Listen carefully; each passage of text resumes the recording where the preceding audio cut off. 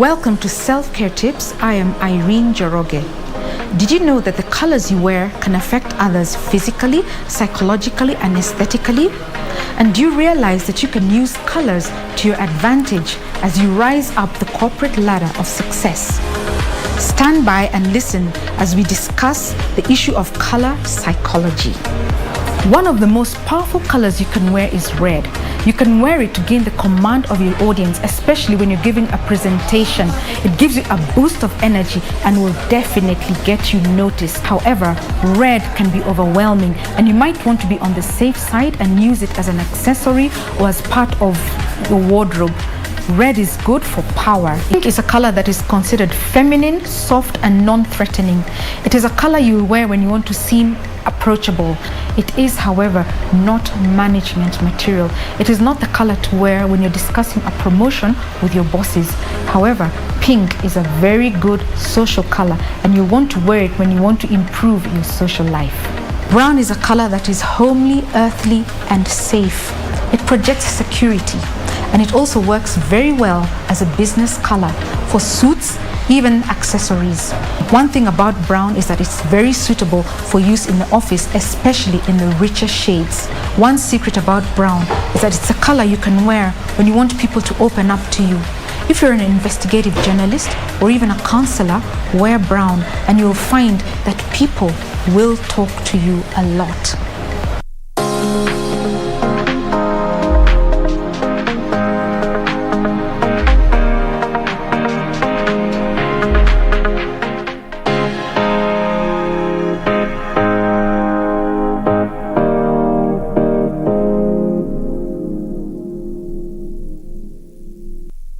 Ili kupata sikiza tune hii ya Bwana Atamaliza Nawe, bonyeza star 811 star 962 hash. Huenda ulianza pekeo, huenda ulipanga pekeo, huenda ulisafiri pekeo, huenda ulijenga pekeo.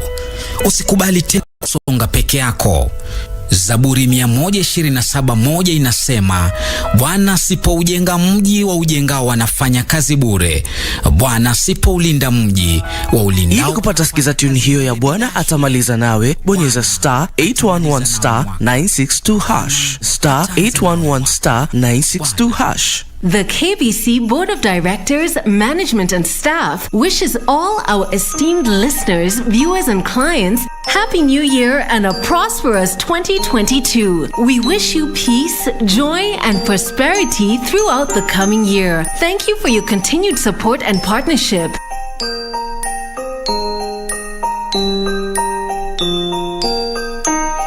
A wounded heart. Why did you have to come back? See, I'm still in love with you.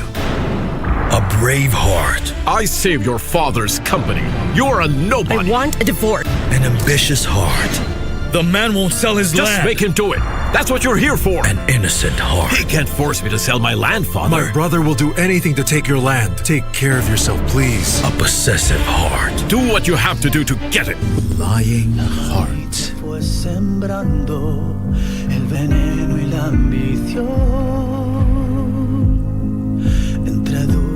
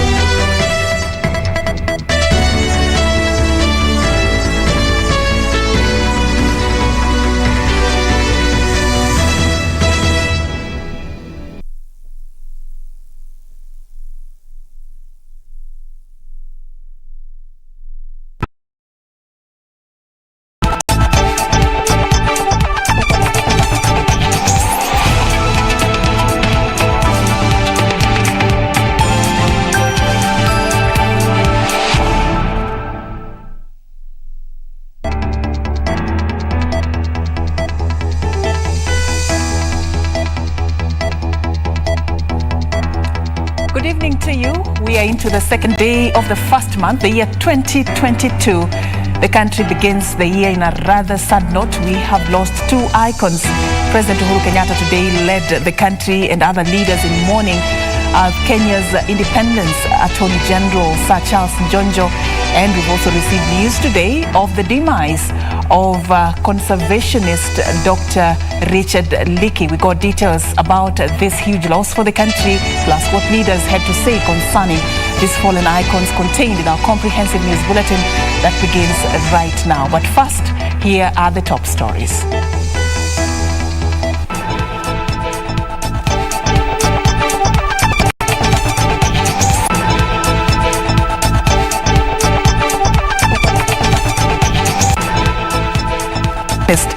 Richard Leakey is dead.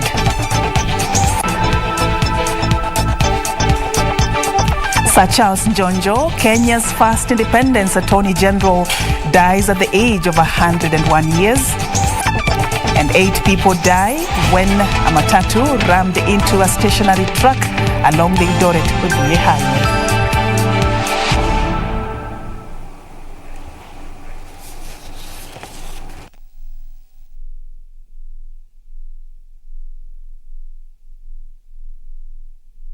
All right, we begin this broadcast straight away. My name is Serfine Achieng Oma, and our sign language interpreter tonight is Ann Wangeshi. John Jacob Kure is not with us tonight, but we also urge you to interact with us on social media at KBC Channel 1. Use the hashtag Sunday Express. Now, on to our top story. Former Attorney General Charles Njonjo was cremated at the Karioko crematorium on Sunday, just hours after his death. Njonjo died Sunday morning at his home, aged 101 years. Sir Njonjo has been hailed as a knowledgeable, blunt and dedicated advocate who stood firm for what he believed in. He succumbed to pneumonia at his Muthaiga home earlier today. Sunday morning at the Kariako crematorium in Nairobi. Family of the late Charles Njonjo arrived here for his cremation according to his wishes. Njonjo died on Sunday at 5 a.m. at his home in Muthaiga, aged 101 years after suffering from pneumonia. Mr. Njonjo had been unwell for quite a while. Over the course of last year and this year, he'd been battling, one ailment or another. Very, very well, despite his age. But as of this morning at around 5:15 a.m., he breathed his last. And it was actually as a result of a little bout of pneumonia, which he had suffered, and therefore had compromised his lungs. According to his family, his wish was that he be cremated almost immediately after his death. So he was a man who was very clear about instructions, and a man who was very clear about what he wanted, not just in life, but what he wanted in death as well. And part of those instructions were that we must perform a cremation immediately, almost immediately after his passing. He didn't want any fanfare. He didn't want a lot of ceremony. He didn't want a lot of what goes with funerals and passing of people of his stature. His death has been termed as a big blow not just to his family, but the country and the continent at large.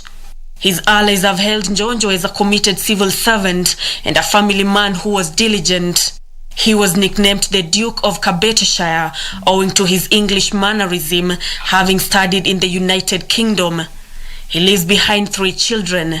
As the curtains fall on the life of the late Charles Njonjo, he will be remembered for the role he played in building this nation, especially on matters constitution and legal affairs. Nancy Okwari, Prime Edition from Kariako Crematorium, Nairobi County. Thank you, Kware, for that report. Now, moving on, one of the late Charles Njonjo's lowest moments in life was when he was accused of plotting to kill the then President Daniel Arap Moi. He stood trial for 1 year before he was set free. His lawyer, Paul Mwite, read a sinister motive in the accusations against Njonjo. A veteran journalist, Iman Omari, also gives his reflections of the Njonjo trial. The law does not see, and law has no hands. But now, those who practice law here.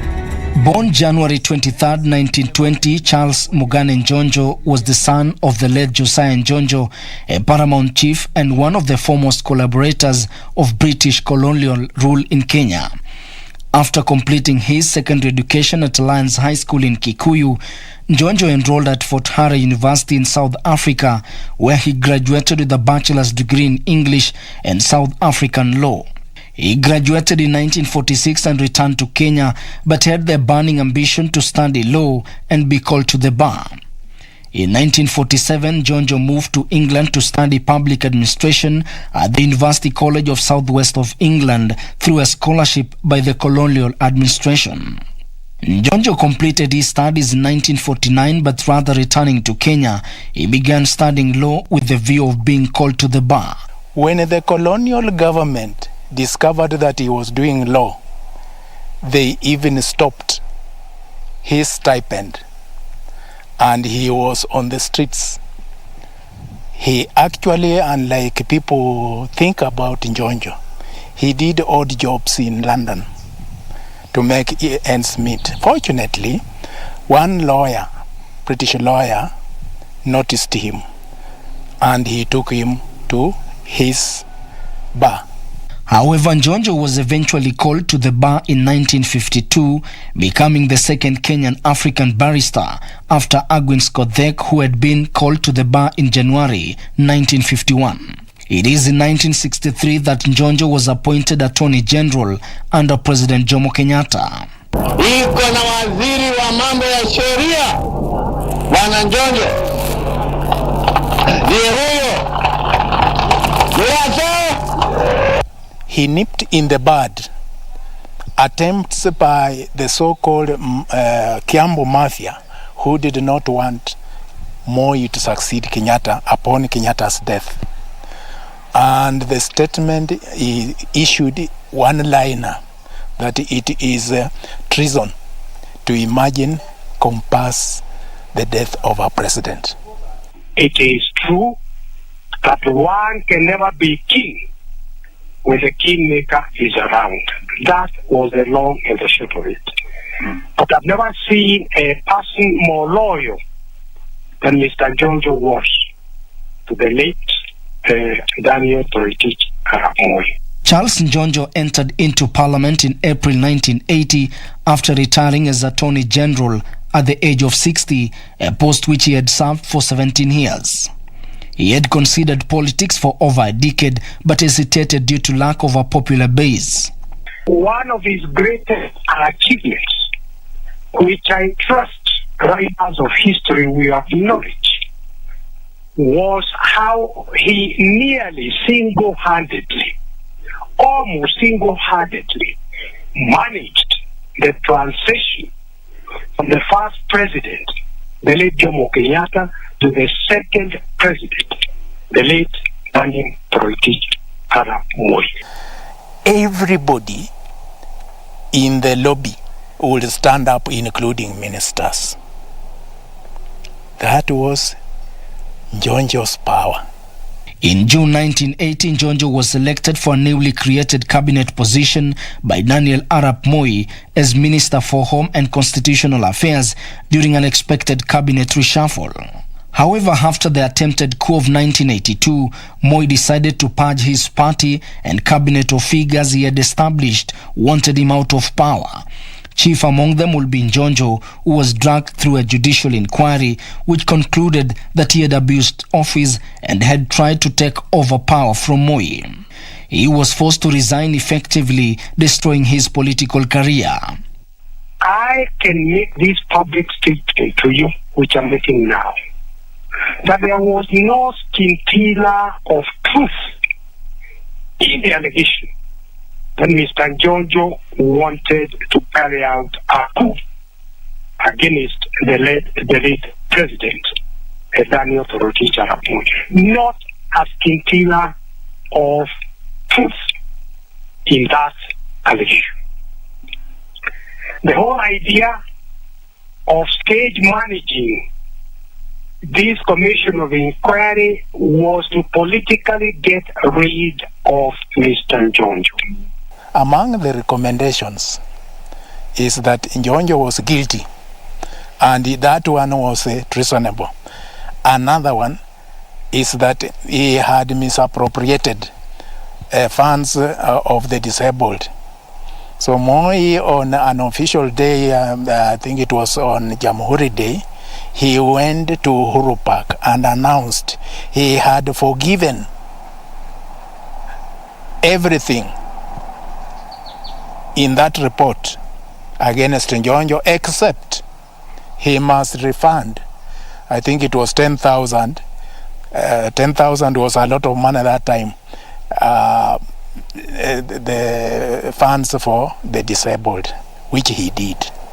While at the age of 51 years, Njonjo married Margaret Bryson in 1972, with whom he has 3 children, Wairimu Njonjo, Nimu Njonjo, and Josiah Njonjo. Njonjo lived a quiet private life away from cameras. Njonjo briefly stepped out in 2007 when he declared his support for Raila Odinga during the 2007 presidential election. Since then, he chose a very quiet life, only appearing occasionally on television interviews. Ben Chumba, Sunday Express. Now, President Uhuru Kenyatta has led the country in mourning the former Attorney General Charles Mugabe Njonjo, who died early Sunday morning at the age of 101 years. President Kenyatta said the country owed a debt of gratitude to Honorable Njonjo and his generation of independence-era leaders for their selfless contribution to the laying of the solid foundation upon which the country continues to thrive.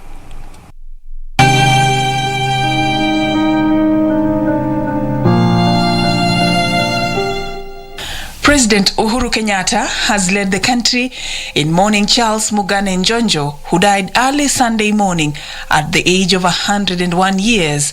In his condolence message, the head of state termed Njonjo's death a big blow not only to his immediate family, friends and relatives, but to all Kenyans and indeed the entire African continent. The president noted that the country owes the late Njonjo and his generation of independence-era leaders a debt of gratitude for their selfless contribution to the laying of the solid foundation upon which the country continues to thrive. The president also acknowledged Njonjo's contribution to Kenya's progressive constitutional and legal regime when he served as the country's first post-independence Attorney General between 1963 and 1979 and as a Constitutional Affairs Minister between 1980 and 1983. Other leaders also joined in giving glowing tributes to the late Charles Njonjo on social media. Deputy President William Ruto described him as a knowledgeable, blunt, and dedicated advocate for the causes he believed in. ODM leader Raila Odinga said that the country has lost a towering giant who served in key roles during his life, adding that the legal fraternity greatly benefited from his input and hard work.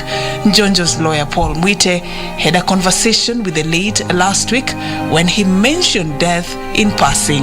I was with him on Wednesday of the other week, and his clear wishes and instructions were that if anything happened, and he kept joking that he hopes it will happen in the morning so that by noon he will have been cremated. My condolences to Mama Wairimu, his wife, his children. Kiambu Governor James Nyoro described him as a proud son of Kabete, who was fondly referred to as the Duke of Kabeteshire and one who served the country with distinction. Siaya Senator James Orengo noted that the country has lost a giant who is principled and strong in his beliefs and convictions. Baringo Senator Gideon Moi said Njonjo contributed immensely to this country's legal foundation. National Treasury CS Ukuri Yatani prayed for grace and solace for the family to endure the loss.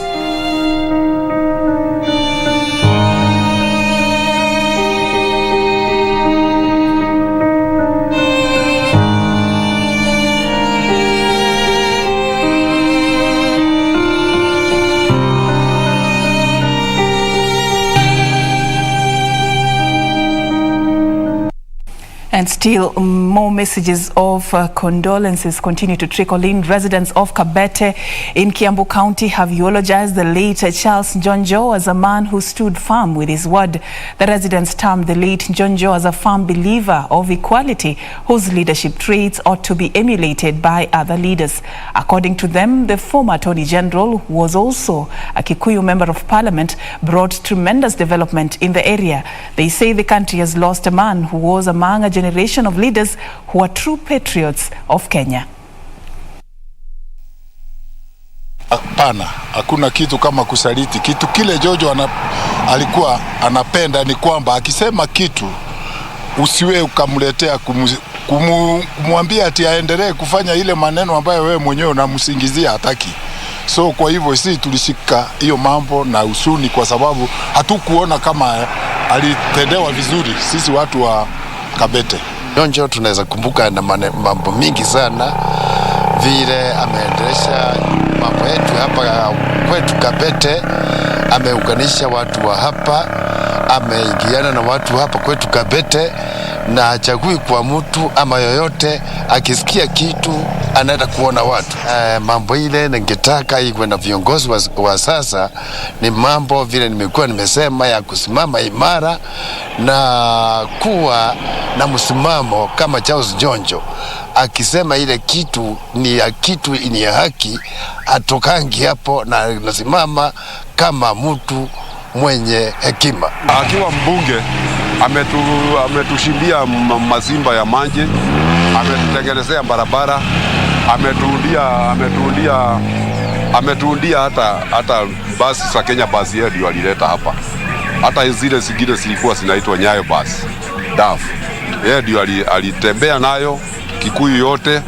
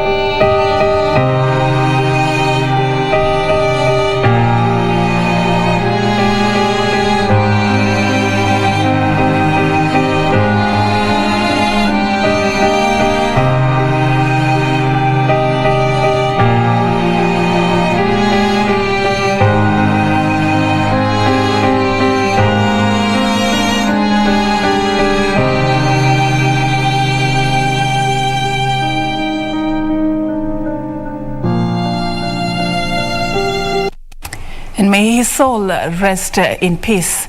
Now here is news of another big loss. A former head of public service, Richard Leakey, is dead. While announcing his demise, President Uhuru Kenyatta extolled Leakey as a distinguished public servant. Uhuru said the renowned Kenyan paleoanthropologist and conservationist had over the years served Kenya with distinction in several public service roles, among them Director of the National Museums of Kenya and Chairperson of the Kenya Wildlife Service Board of Directors. The President noted that besides his distinguished career in public service, Dr. Leakey is celebrated for his prominent role in Kenya's vibrant civil society, where he founded and successfully ran a number of institutions, among them the conservation organization Wildlife Direct. He was 77 years old.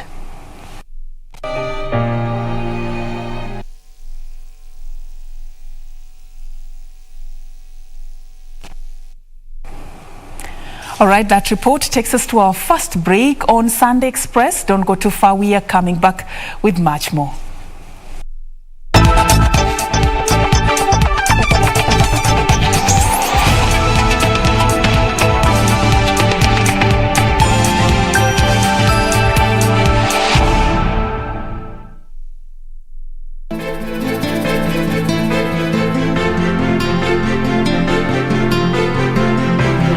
anaweza kukubali kujidhalilisha mwenyewe hata kavyo. Usipime kiazi kwa mkono ukasema hakitakushibisha. You're a funny guy.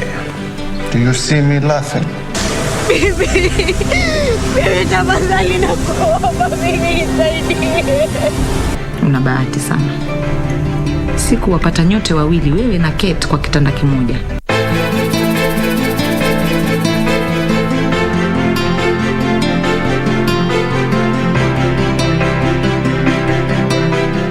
A wounded heart. Why did you have to come back? See, I'm still in love with you. A brave heart. I saved your father's company. You're a nobody. I want a divorce. An ambitious heart. The man won't sell his land. Just make him do it. That's what you're here for. An innocent heart. He can't force me to sell my land, Father. My brother will do anything to take your land. Take care of yourself, please. A possessive heart. Do what you have to do to get it. Lying heart. Fue sembrando el veneno y la ambición entre dudas. Log on to the KBC website at www.kbc.co.ke to get the latest breaking news, entertainment, sports, politics, lifestyle or business trends from Kenya and around the world. Never miss new episodes from your favorite TV shows, reruns and movies. Just stream online or watch live on your YouTube channel at KBC Channel 1 TV shows. For the day's biggest stories, trustworthy news and family entertainment, log on to KBC Channel 1. Watch what you want anytime, anywhere.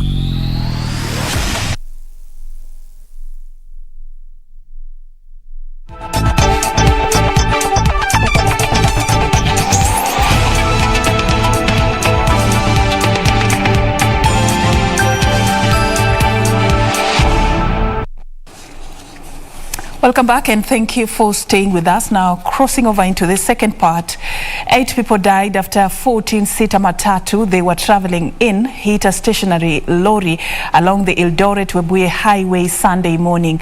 The matatu was heading to Nairobi from Bungoma. Confirming the grisly road accident, Kakamega County Police Commander Hassan Barua stated that the 2NK matatu, which was headed for Nairobi from Busia, rammed into a stationary truck at the Musembe area, killing 8 people, including the driver. Those who survived were rushed to Webuye Sub-County Hospital and other hospitals. 8 different injuries, and we are taken to different hospitals. 2 we are taken to Webuye Sub-County Hospital, whereby they were admitted, and 2 we are taken to Lumakanda Sub-County Hospital, whereby they were also treated, and 1 was referred to Moi Teaching and Referral Hospital in Eldoret because he had a spine injury. Ni gari ilikuwa imeharibikia kwa barabara na mimi nikashuka na life saver, nikaweka life saver, nikaweka reflector, nikishaweka ndio sasa nijue ile shida gari hiyo hitirafu imetokezea kuingia kwa cabin ama kwa hii gari ambayo unaiona hapa. Kukaa chini nifikirie ni spana gani nitachukua. My friend, mimi ni mstuko ilinitoa. Hiyo harakati tukabeba, kuna manusura 4 wenye tuliwatoa ndani ya gari. Wanaume 2 na msichana 1 na mtoto. Police in the area could not immediately establish the cause of the early morning crash that occurred at 5:15 a.m. along the busy Eldoret-Webuye Highway, but have since launched investigations into it. Serfine for Sunday Express.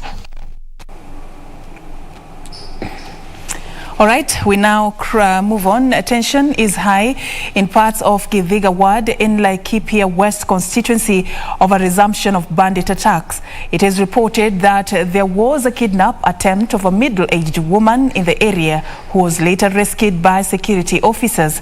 And as Kamche Menza now tells us, the incident comes barely weeks after bandit attacks in several homes in the area were reported.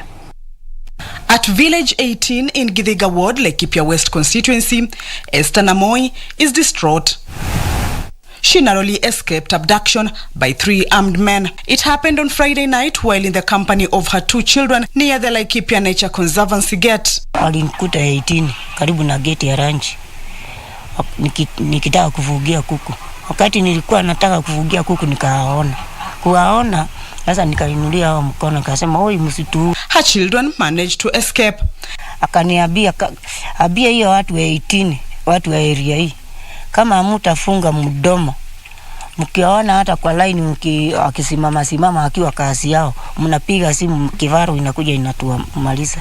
It is however reported that the woman was later released by her abductors after they got wind that a security team was pursuing them.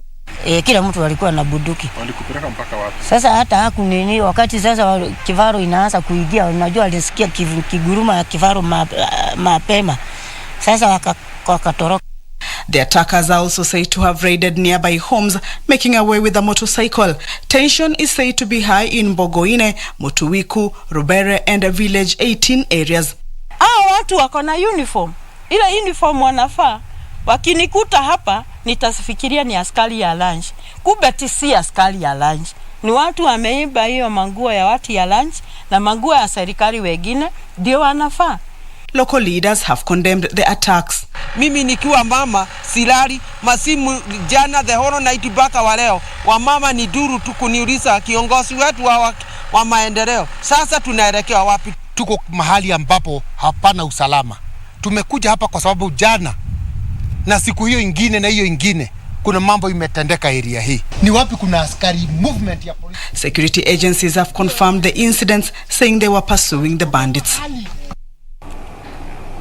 Now to Marsabit County, where peace crusaders in northern Kenya are adopting new strategies aimed at restoring peace among warring communities. In Marsabit County, stakeholders have resorted to educating the youth to change their mindset from the tradition of livestock theft to modern and legal means of livelihood. Channel One's Adan Ibrahim was at Golbo Boys Secondary School, where construction of a center of excellence in the region is currently underway, and filed the following report. Perennial conflicts in the larger Marsabit County have greatly affected several development indicators in the area. It is for this reason that stakeholders are calling for a mind shift among pastoral communities through promotion of academic excellence as one of the strategies aimed at stopping the conflicts. Hapa kwetu nchi ni kubwa, hakuna watu na watu wanapigana kwa ajili ya kukosa elimu. This besides exploring alternative dispute resolution mechanisms and interventions that benefit younger generations. This gathering at Golbo in Moyale constituency would have ordinarily been deemed to be a conflict resolution meeting. But for 4 days, leaders and professionals brainstormed on different strategies to stem clan conflicts in the region. One of the main reasons why we want to build this school is to change the thinking of the community. And the only way to change the thinking of the community is to empower them through education. Education was seen as a key solution to fostering cohesion among the younger population. The many communities in the county, those who will wish to have decent education, will have an opportunity in this Golbo School of Excellence. Therefore, the communities will intermingle. This was the groundbreaking ceremony for a center of excellence at Golbo Boys Secondary School in Moyale constituency, where youth from the 18 clans in Marsabit County will mingle as they shape their future. Hii shule sasa itasaidia kutoa hiyo mambo ya vita kwa bongo ya watoto. Saa hii inabadilika kwa masomo. Now community, religious and political leaders are calling for a change of tact to ensure future generations are protected by embracing reconciliation and good neighborliness. Hii shule sio ya gari ama sio ya nana ama ya Konkom peke yake. Hii ni shule ya kila jamii. Kwa sababu imejengwa hapa, hata principal atoke hapa, hiyo ndiye huwa inaharibu shule za huku. Tuhakikishe tuwe tunaweka nidhamu, tunaweka administration ambaye itaweza kuendesha shule, sio lazima ikuwe ni kijana anatoka hapa. The Center of Excellence will benefit youth from the larger northeastern region as part of ongoing efforts to have the younger generation take a leading role in changing the mindsets of their communities that are for long engaged in conflict. The contribution of this school to the people of Moyale or generally Marsabit County is going to be immense, especially in enhancing cohesion. Waving the white flag indeed, a story produced by Aden Ibrahim and voiced by Tilio Marco. Some good news from Marsabit County there. Now on to matters COVID-19. Kenya recorded 1,354 new COVID-19 cases on Sunday from a sample size of 5,331 tested in the last 24 hours. The positivity rate has gone down 6% to 25.4%. The total confirmed positive cases now stand at 298,509 out of the over 3 million samples screened in the country so far. 3 people have succumbed to the disease, with the deaths having been reported after conducting facility record audits. The cumulative fatalities now stand at 5,384. So far, over 10 million people have been vaccinated against COVID-19 in the country. According to data from Johns Hopkins University, over 289 million COVID-19 infections have been confirmed globally, with 5.4 million deaths having been reported. All right, away from that, a family in Kiambu is demanding that the government chemist releases the remains of their kin who was mauled by hyenas back in 2017 at Komu village in Thika East. The family says the government took the remains of their kin to a facility for examination to ascertain whether the body belonged to the family. They are now demanding for the remains so that they can finally bury their kin. Kahuha, the brother to the deceased, armed with documents, said he has been to every government office to seek the remains released for the last 5 years, but his efforts have borne no fruit. Sijui ni nini inaendelea huko government chemist, hakuna ripoti tunapata. Jaribu kutafuta usaidizi kwa chief, akaniambia hata inipea hiyo permit kwa sababu ile ripoti ya government chemist bado kuja, hata tutabue hiyo mtu au ni wetu au ni mtu wa wenyewe tunataka kuchika. Kahuha further claiming it is so traumatizing to the family and especially to their ailing mother who lives with his son's bones in her house while the government holds on to his skull. Mama yangu kutoka hiyo siku alikuliwa na pisi, alisikwa na blood pressure. Sijui ni kwao ni kwa sababu ya hiyo, na hata baba alisikwa na hiyo blood pressure akakufa. Hiyo ni kitu inatupeleka baya sana. Hata mimi nikiingia kwa hiyo nyumba na machozi inaanza kutoka. Inatuuma sana. Nikienda kwa nyumba kwa shosho siwezi enda mahali pengine, inabidi tu nikae hapo karibu na shosho, sababu nikiingia huko nikiona zile mifupa, uchungu inakuwa ni kama hiyo siku ndio yenye anko yangu amekuliwa na fisi. The family is now calling the county government to intervene and come to their aid so they can bury the remains of their kin. Usaidizi tupewe barua ya kusika hiyo mifupa kwa sababu inakaa sana kwa nyumba. Jacqueline Masharia for Sunday Express. Now, news from across the counties. Police from Laare, Igembe North constituency have recovered 25 motorbikes and arrested 4 people in connection with the theft. According to Igembe North Sub-County Police Commander Mbetian Kantai, his officers managed to recover the motorbikes which were to be taken to neighboring counties and neighboring countries. The 4 suspects are being held at Laare Police Station, waiting to be taken to court on Monday. Igembe North Sub-County Police Commander Mbatian Kantai said his officers managed to recover suspected stolen motorbikes, noting that most of the suspects were youths, and urged them, especially those purchasing motorbikes through hire purchase and loans, to be faithful to their hiring companies and desist from giving false information to the companies and police officers.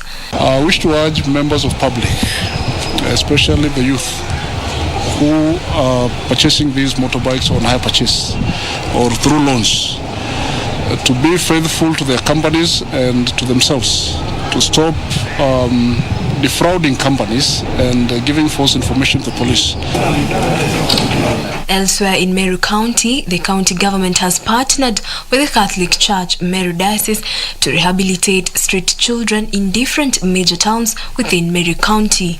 According to Father Barnabas Barrio Mogambi, who is spearheading the program, the rehabilitation of these street children is meant to ensure the children abandon life in the streets and become productive people in the society. Our main vision is to have a county free from street children by the year 2025, on or before the year 2025. Our mission is to see that these people have been rejected. They are living a good life and a happy life as God called them to live. Meanwhile, in Mandera, local leaders in the county have raised an alarm of a low uptake of the COVID-19 vaccines among residents. It is reported that only slightly above 2,000 individuals have so far been vaccinated. Deko Mohammed, Mandera Town Chairman of Community Policing, says many residents have refused to take the jab, terming the trend a dangerous one that will lead to mass infections in the region.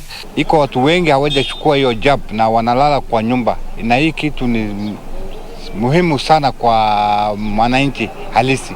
Kwa hivyo naomba wananchi wachukue hii jab ya COVID-19.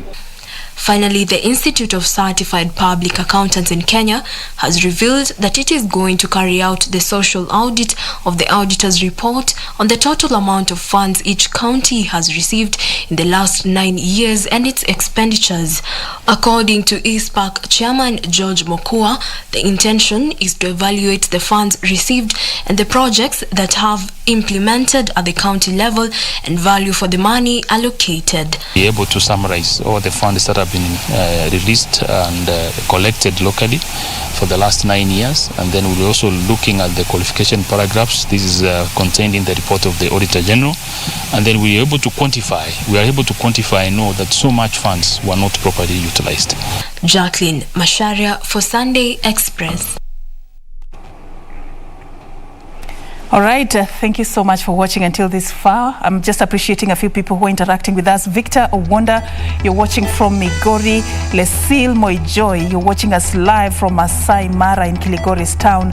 Charles Ogutu from Homa Bay, you are just sharing your message there following the death of somebody you describe as your namesake. That is Charles Njonjo. You say his sense of fashion and demeanor stood out, and so did his leadership style. Rest in peace, Duke of Kabete Shire. Thank you, Charles, for watching tonight. We appreciate you all who are taking time. Daniel Kahudu and Weekly for Dhiambo also watching. Baba Amar Rashid, Cheru Victor Rono on Facebook there. Thank you for streaming live. We are going to be taking a very short break. Sunday Express is coming back in just a bit. Don't go too far.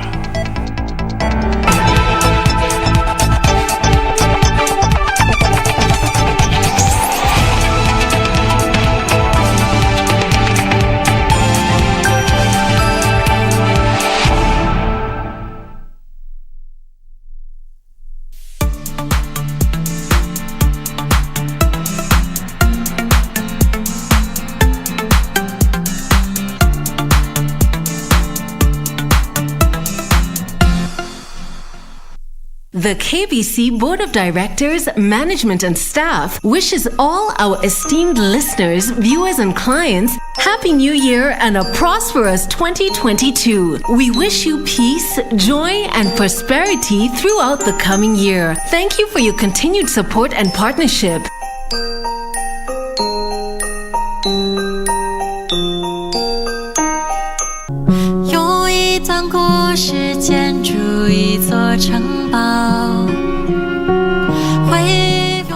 You said au revoir back? He still has my luggage. How could you say bye to him? Oh yeah, hey, it's no big deal. I really pity her, having to have you as mother. Chue, you shouldn't speak to Miss Chin like that. You even promised that if someday I could make rice that tasted just like what you could make, you'd do whatever I asked for. What's going on here? 有一段故事建筑一座城堡，会放进去好久不再打。wounded heart. Why did you have to come back? Lucia, I'm still in love with you. A brave heart. I saved your father's company. You're a nobody. I want a divorce. An ambitious heart. The man won't sell his land. Just make him do it. That's what you're here for. An innocent heart. He can't force me to sell my land, Father. My brother will do anything to take your land. Take care of yourself, please. A possessive heart. Do what you have to do to get it. Lying heart. Pues sembrando el veneno y la ambición entre dudas.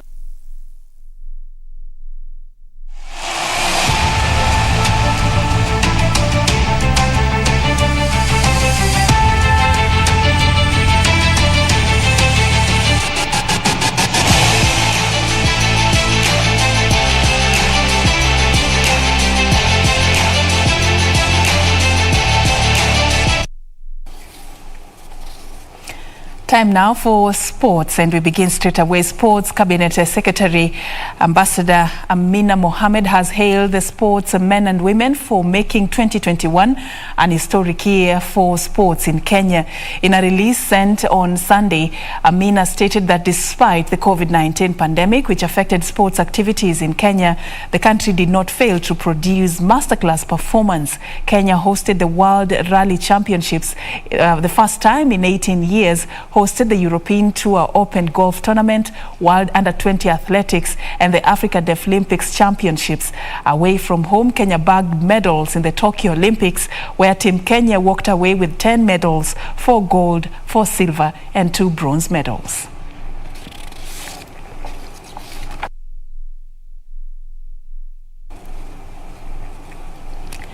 And the national beach volleyball team is expected to begin its training this week in preparation for the upcoming inter-county championships to be held in February in Mombasa.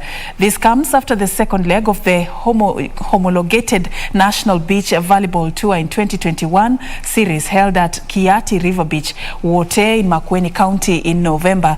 Kenya Beach Volleyball chairperson Moses Mbuthia has called upon all interested players to join and assured that Kenya will build a strong team which will represent the country well in international competitions. Mbuthia has also called upon the Ministry of Sports to support the game since it's a way of motivating amateur players. The championship is set to begin in February, attracting many players from different parts of the country.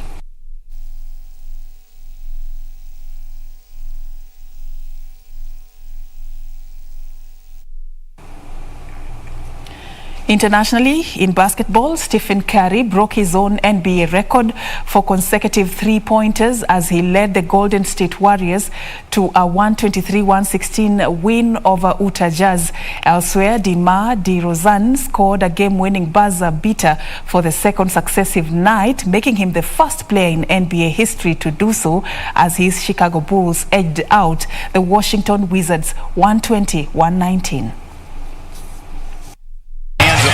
Grabs it, they fill the paint inside. Curry scored a three-pointer for the 158th successive game, breaking his previous record of 157, which had stood since November 2016. Quick 4-0 loose, Conley comes up with it. They'll race it into front court.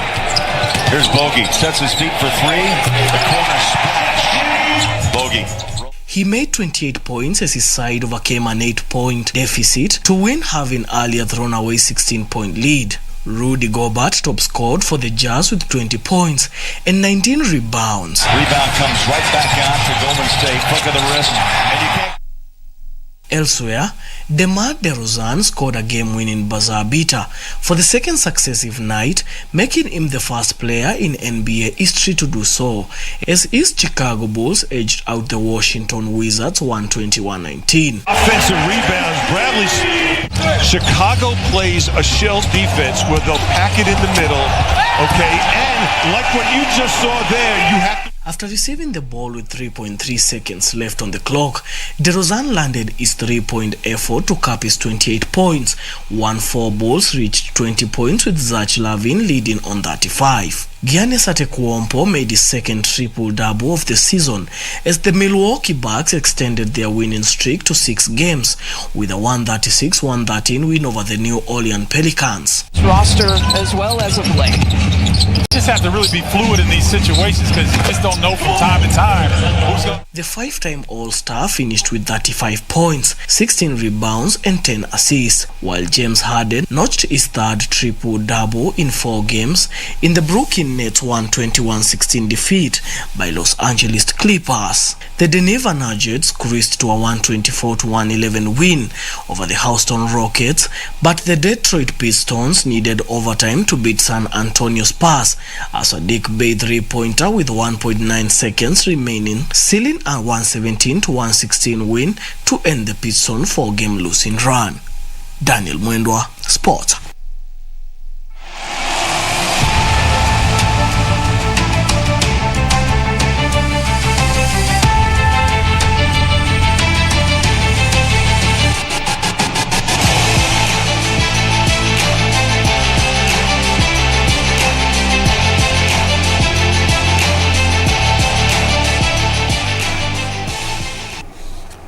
All right, and that is all that we had for you. The sports wraps it up for us. We really appreciate your time.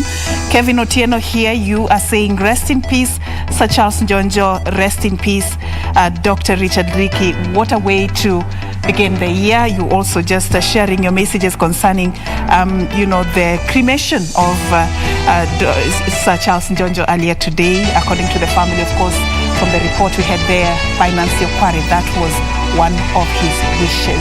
He be cremated as soon as almost immediately after he dies. Of course, that is how we wrap it up right here on Sunday Express. Thank you so much for creating time for us and for interacting with us on social media. My name is Achieng and our sign language interpreter for tonight has been Anne Wangeshi. Enjoy the rest of your night.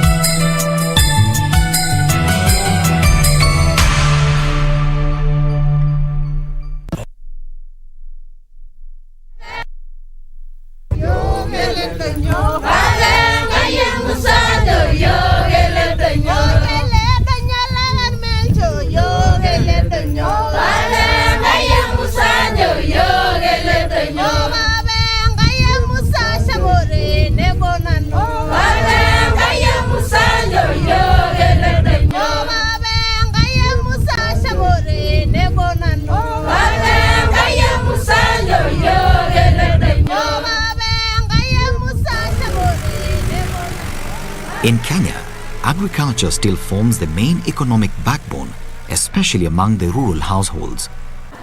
Its products are critical for both domestic and commercial purposes, contributing to the social, economic development and improvement of livelihoods. One of the places agriculture has realized great impact is Oloitoktok in Kajiado South constituency within the larger Kajiado County. Loosely translated, Oloitoktok in Maasai dialect means a boiling cold water spring. Situated at the foothill of Mount Kilimanjaro, the highest in East Africa, the mountain's unique phenomenon has given Oloitoktok this name. When snow melts, water seeps to the mountain base and flows through underground streams for several kilometers. It then bubbles up in various localities, namely Isinet Water Spring, Kimana Water Spring, and Nol Turesh Water Spring, among others. In fact, the locals here call these springs the mountain breathing holes. And because of Oloitoktok's proximity to the mountain, it attracts good rainfall which tremendously contributes towards increased farming activities in the region.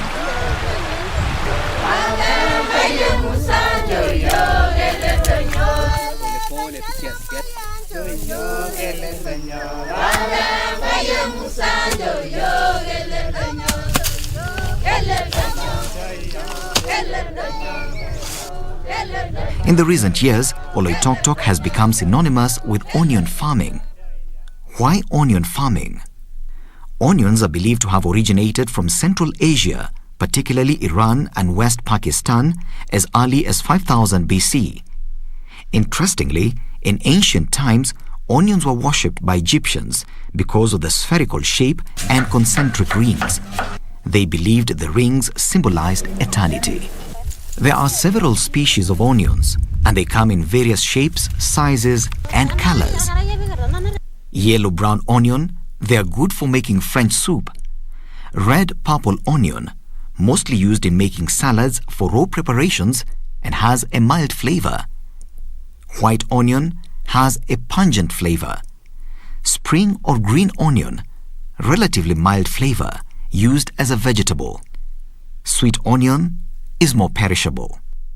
In Oloitoktok, the purple variety does very well and is a preferred crop by the farmers.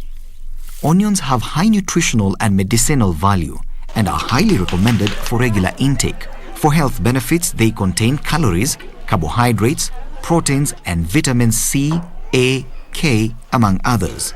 Its medicinal benefits include: it reduces levels of cardiovascular infections, supports bone and connective tissue, acts as an anti-inflammatory, helping prevent oxidation of fatty acids, it lowers the risk of cancer infections, and helps in blood sugar balance. There are several factors contributing to large onion production in Oloitoktok, namely enough water from rainfall and mountain springs, high temperatures of between 25 to 27 degrees Celsius, loose loamy soils, available market in rural and urban areas. Onion seeds are first planted in a seedbed. After 1 month, they are transplanted to the main farm.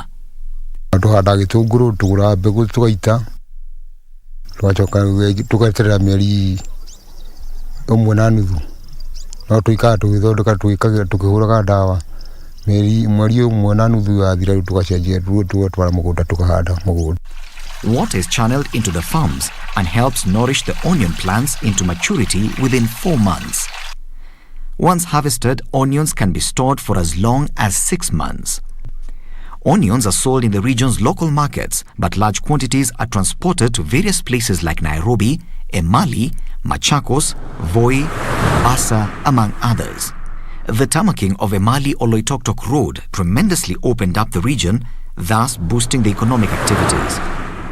Time used to transport farm produce to various destinations has drastically reduced. Wakati barabara ilikuwa haijawekwa lami, kulikuwa kubaya sana.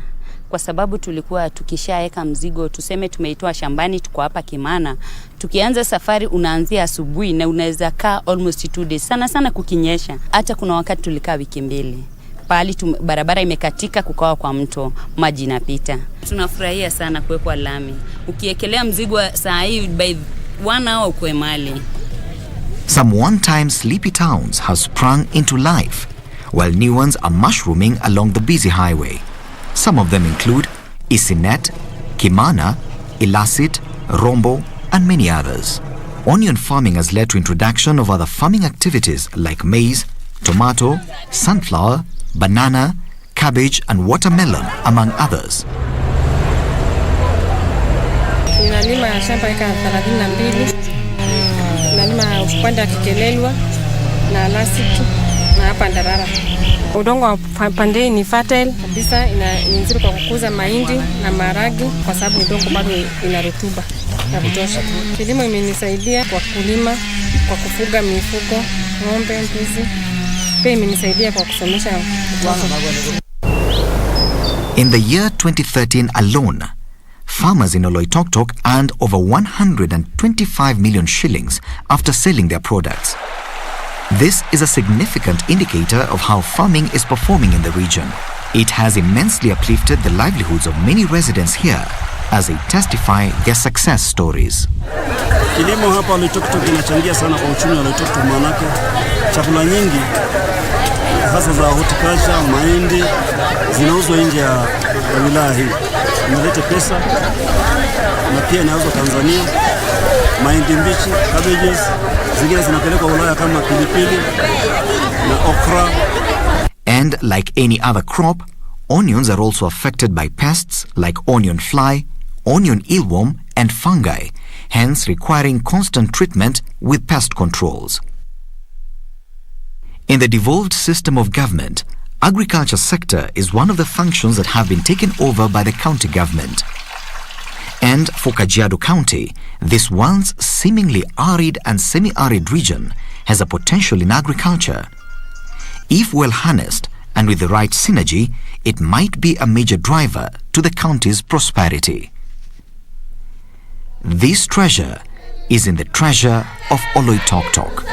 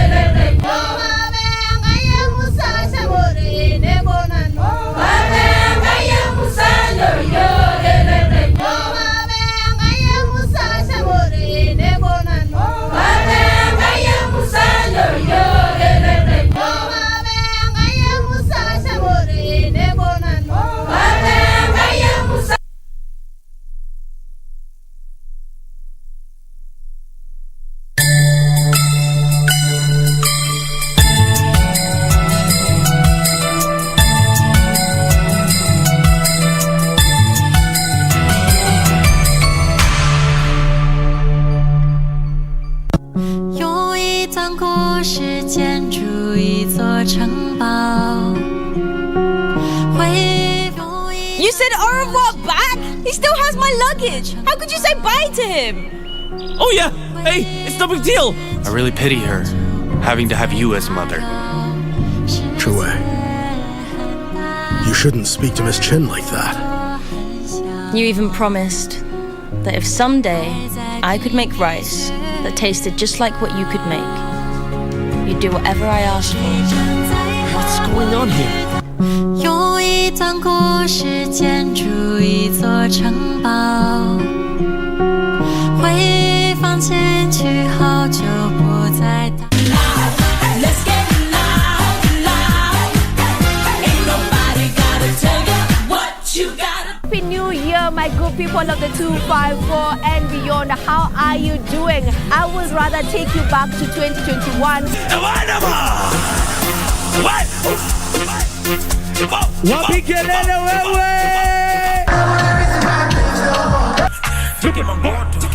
Ati Monday ni kazi, Tuesday ni tatu, Wednesday si jali, Thursday nangoja Friday. Ooh la la la. Let's get loud. Ain't nobody gotta tell you what you gotta do. What it do, what it does, good people of the 25. What's up, family? I am Jane Mamboy Kibera. My good name is Doreen Arange Okelo. And no, we've been talking about politics, all right? The whole year. Gojeni to come next year, it will be on another level. A prosperous 2022 and save the date. January 4th, let us meet here at KBC Channel 1 Good Morning Kenya from 6:30 to 10 a.m. Merry Christmas and a Happy New Year!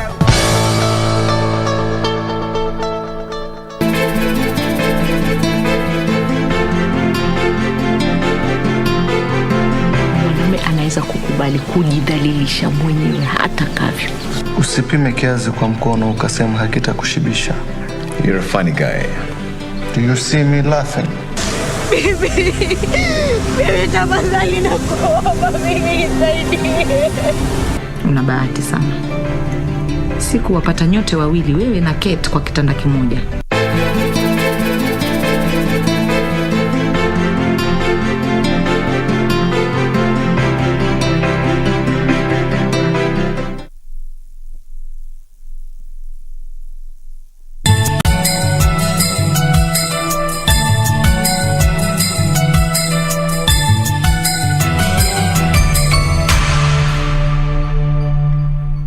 Ili kupata skiza tune hii ya mtu ni watu, bonyeza *811 *961#. Mungu akitaka kukubariki atatumia watu. Maombi yako akitaka kuyajibu atatumia mtu. Hauwezi ukakaa maisha ya kujitenga. Hapana, sababu unahitaji watu. Angalia, toka nje, wacha kukaa peke yako. Toka, kutana na watu. Jumuika na watu, penda watu, furahia watu, zungumza na watu. Baraka.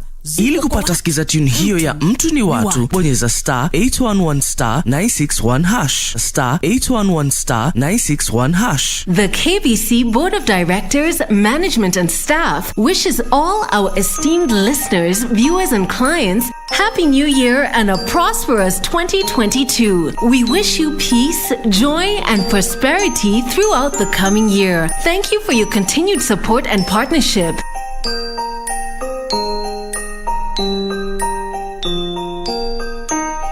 A wounded heart. Why did you have to come back? Lucia, I'm still in love with you. A brave heart. I saved your father's company. You're a nobody. I want a divorce. An ambitious heart. The man won't sell his land. Just make him do it.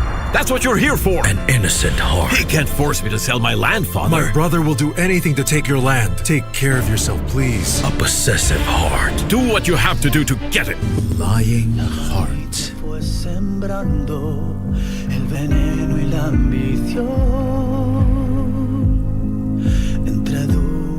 Christmas is a time for family, fun, and entertainment.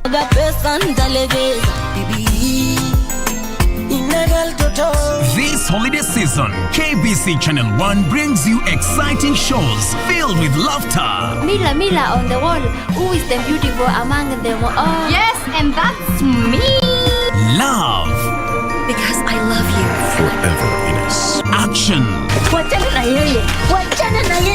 Of course you lied to me. Drama. And heartwarming moments. Keep it KBC Channel 1 for wholesome family entertainment.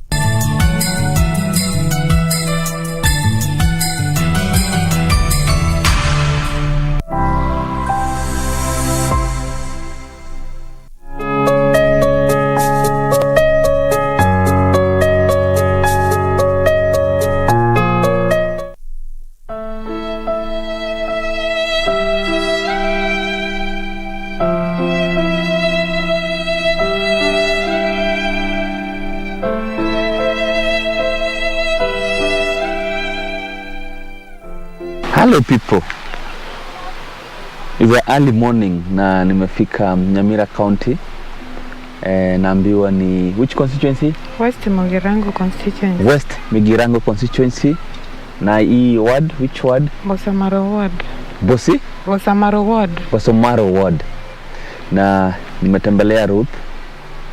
Na Ruth nimemtembelea because anahitaji plastic surgery. Ruth alichomeka sometimes back.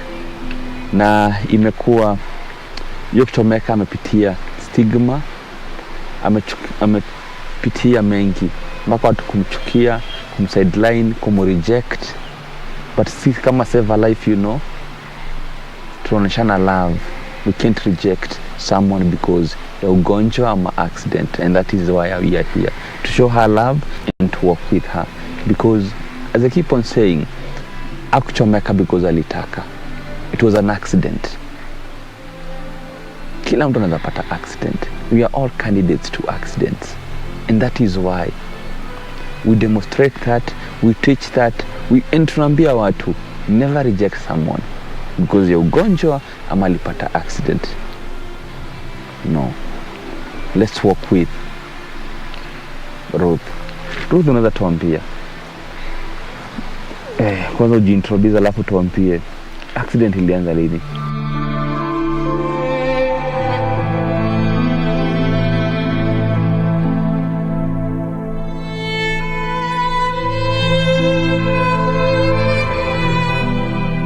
Majina nimeitwa Ruth Kesare Kibagendi.